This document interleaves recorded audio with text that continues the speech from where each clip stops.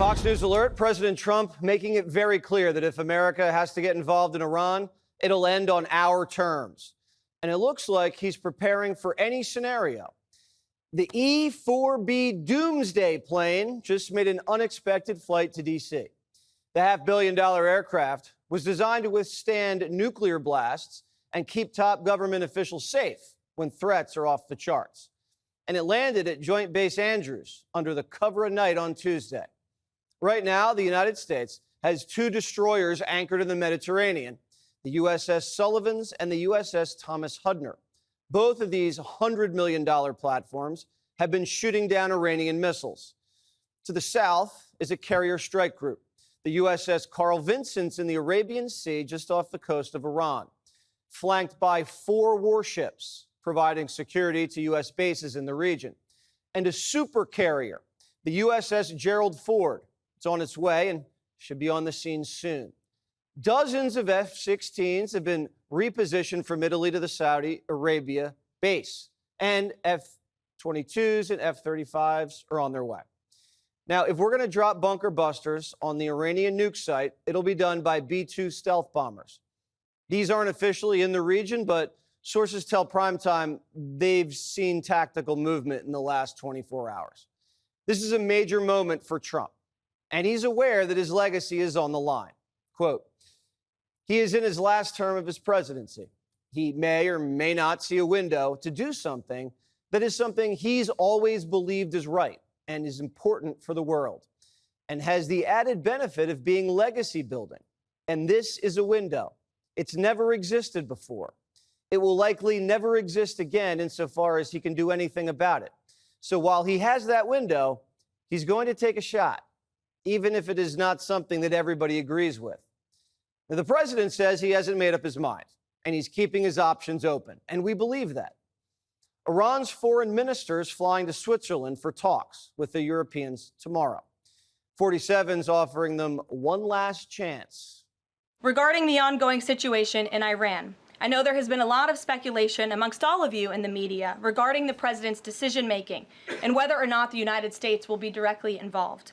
In light of that news, I have a message directly from the president, and I quote, "Based on the fact that there's a substantial chance of negotiations that may or may not take place with Iran in the near future, I will make my decision whether or not to go within the next 2 weeks." This could be Trump giving the Ayatollah a final olive branch, or it could be a pump fake, and we could go in tomorrow. And 2 weeks from today is July 4th. Maybe Trump's planning for fireworks halfway around the world. We don't know.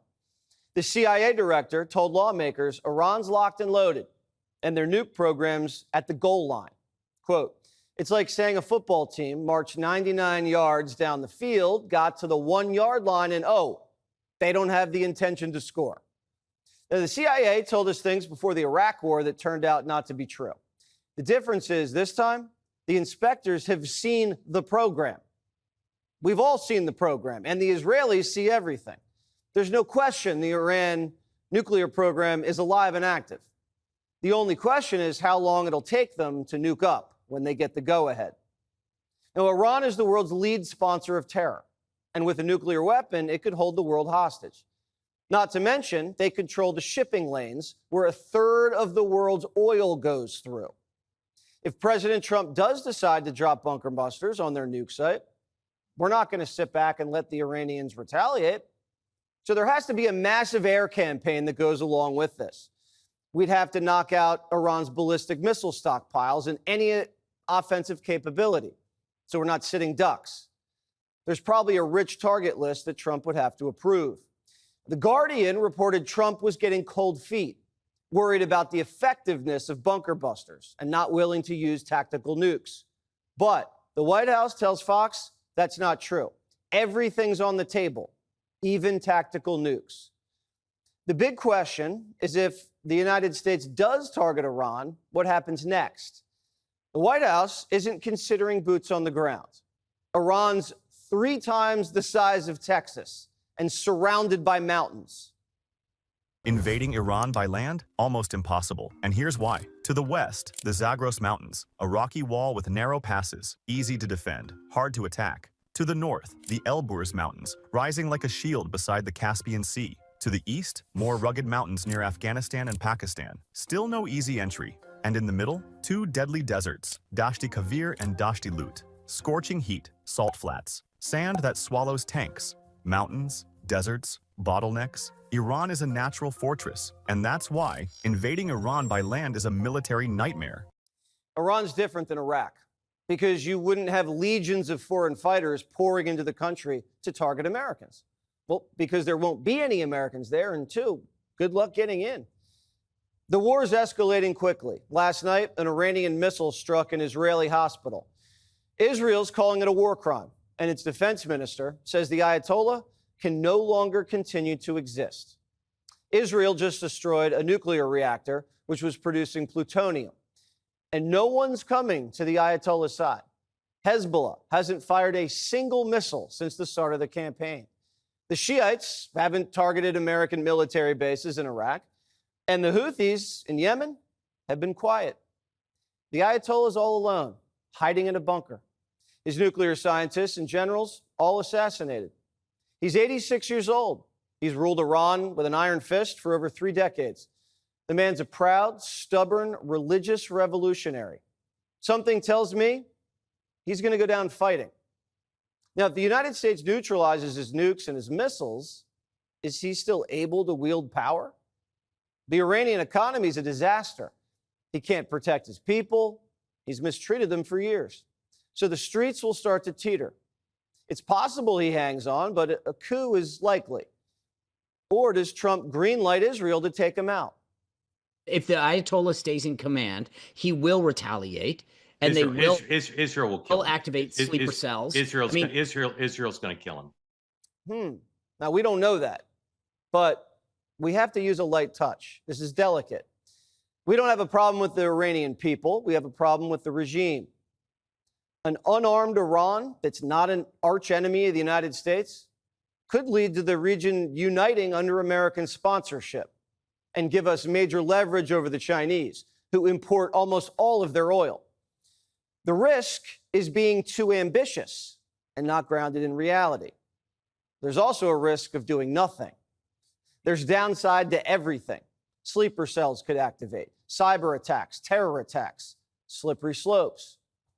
Donald Trump's deliberately and carefully calibrating each of these scenarios. And we elected him for moments like this.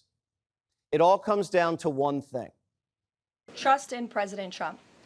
President Trump has incredible instincts, and President Trump kept America and the world safe in his first term as president in implementing a peace through strength foreign policy agenda. And with respect to Iran, nobody should be surprised by the president's position that Iran absolutely cannot obtain a nuclear weapon. He's been unequivocally clear about this for decades, not just as president, not just as a presidential candidate, but also as a private citizen.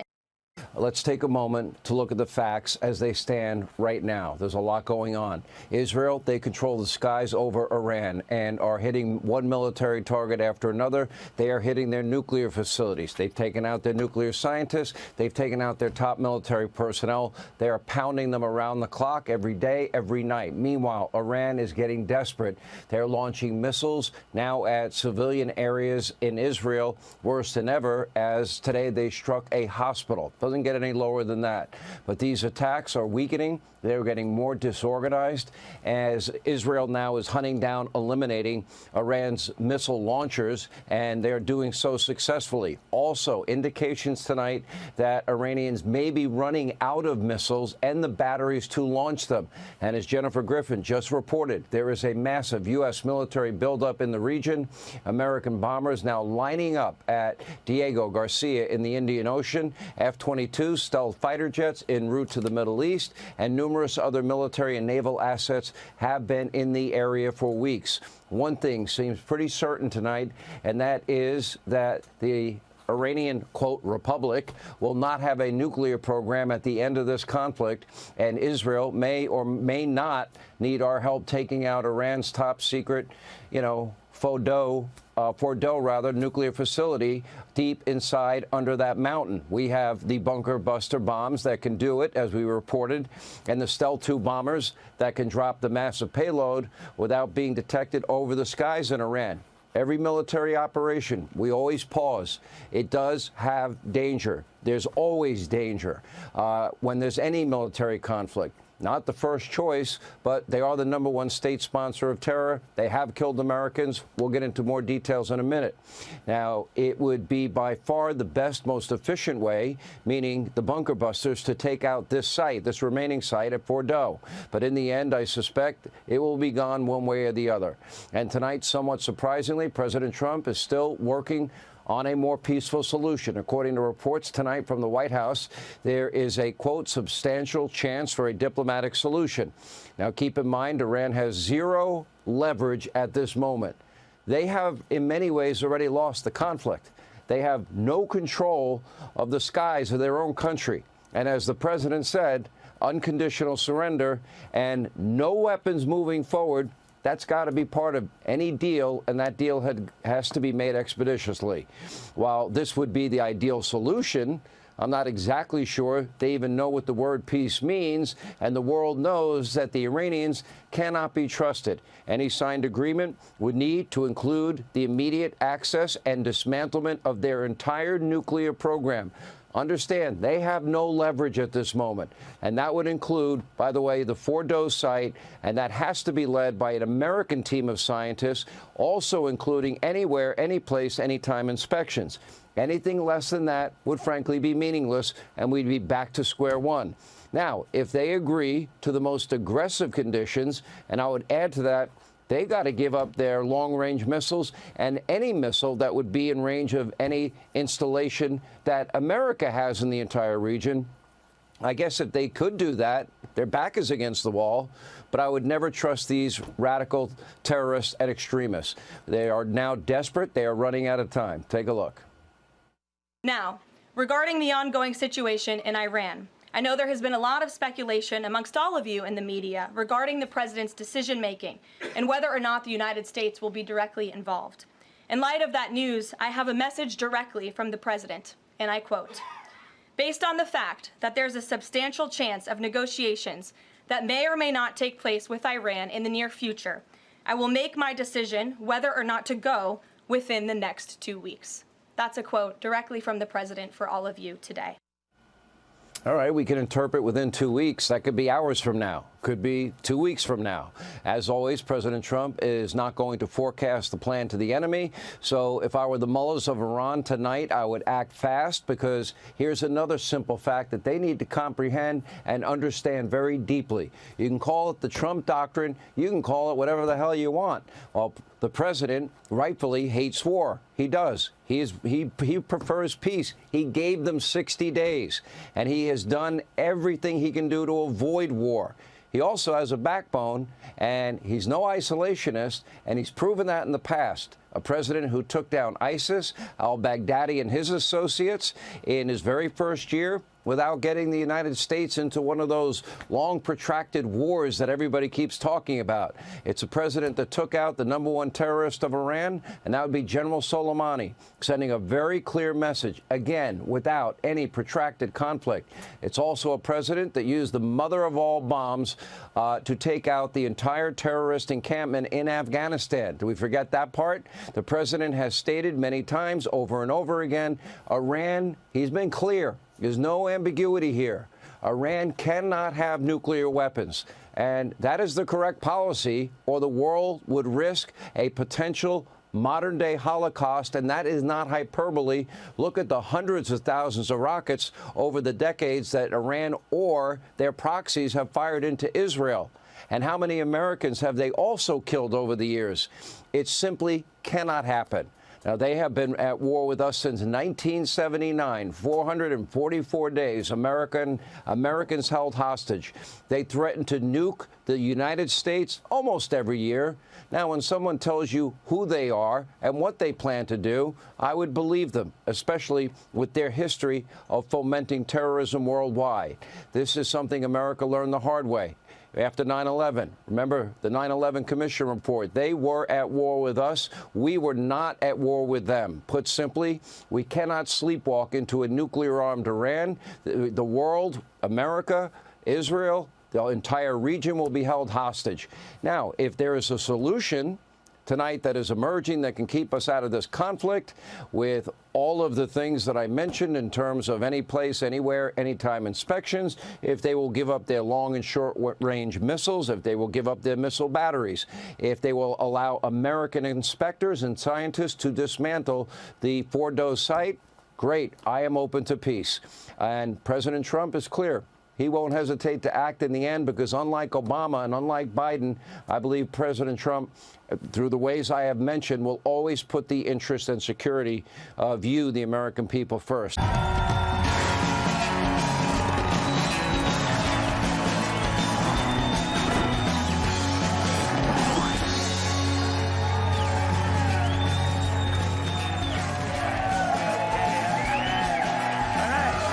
Good evening, everyone.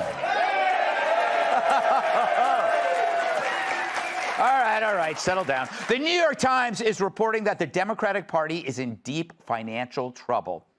Yeah, times are so tough, J.B. Pritzker is selling shade under his ass. Chuck Schumer had to go back to flipping burgers. Hillary Clinton is announcing you can now put murderers on layaway. So bad, Barack Obama is only eating domestic dogs. I know, poor guy, he had to sell his childhood home in Kenya. This weekend is the 50th anniversary of the movie Jaws. Yeah. Now, if you want to see a 1,500-pound eating machine, you have to watch The View.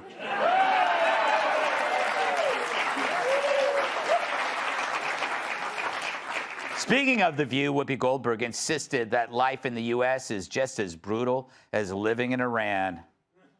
Well, in that case, lady, from now on, please cover your face. Monica Lewinsky is now claiming Bill Clinton should have resigned, and she should never have been put in that position. I assume she meant kneeling. A record-setting heat wave is hitting NYC. It's so hot the Statue of Liberty is wearing a thong.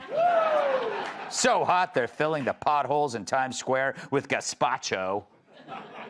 It's so hot that AOC is going to change her name to AC.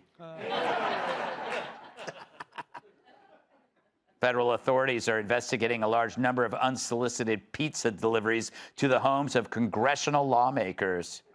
And when you find these pranksters, please give them my address, said one man.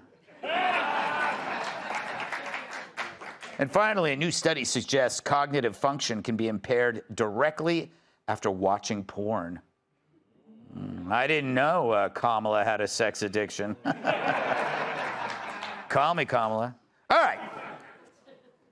This week, the Washington Post ran a fluff bomb celebrating centrist Democrat women, going gaga over their resumes, mom energy, and group chat chemistry. But in this journalistic stroke job, not a single policy position was mentioned, which is weird. That's like doing a profile on me and not mentioning my many bodybuilding awards. Thank you. So why is that? Why'd they bend so far backward to avoid a basic stance?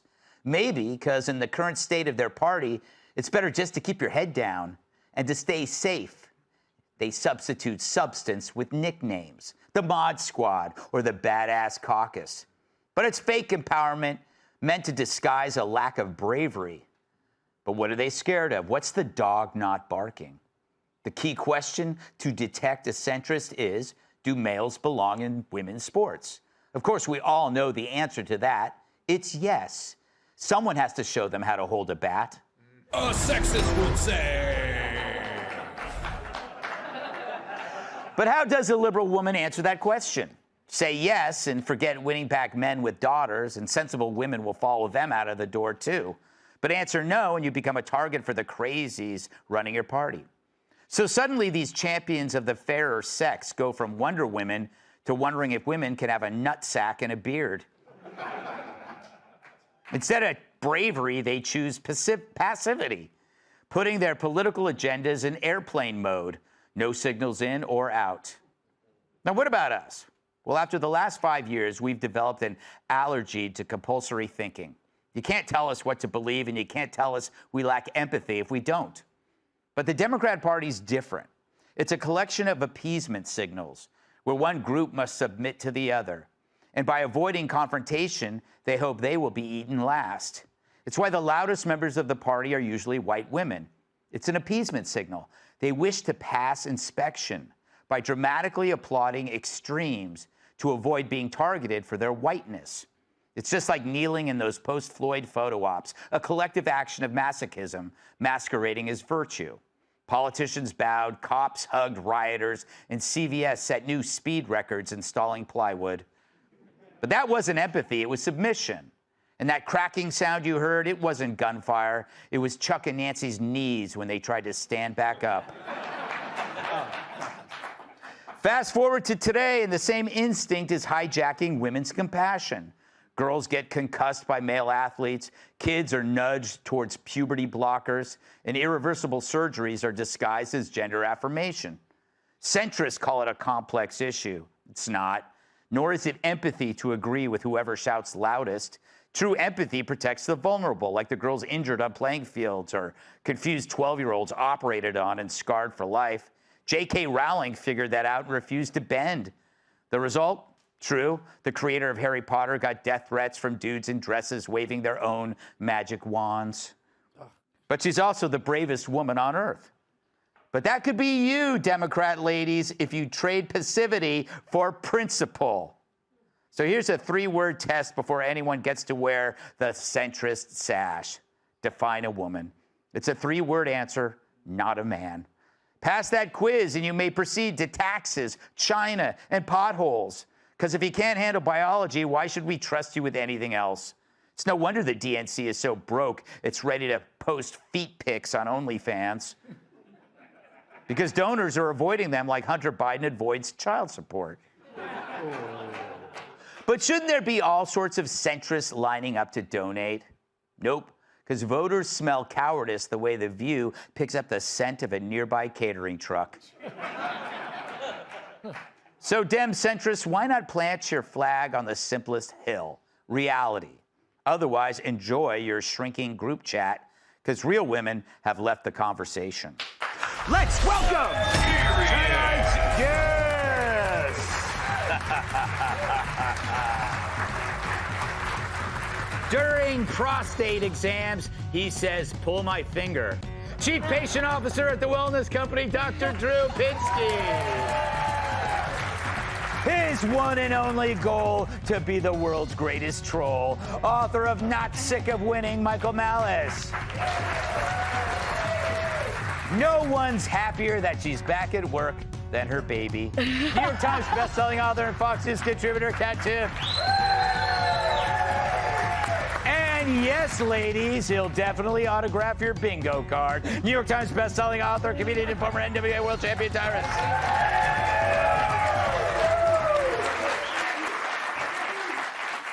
Dr. Drew, always a pleasure to see you. Greg, you as well. Dressed quite suavely in the black shirt and blue sport coat. I feel like I'm overdressed. No, not at all. You're like Banachek. Why do you think they didn't mention issues in that article? It seems like I normally don't read, but I'm going like, okay, it'll be the next paragraph.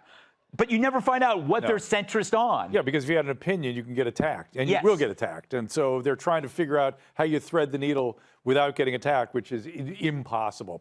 But you pointed to something really interesting. You talked about their overwhelming need to be empathic.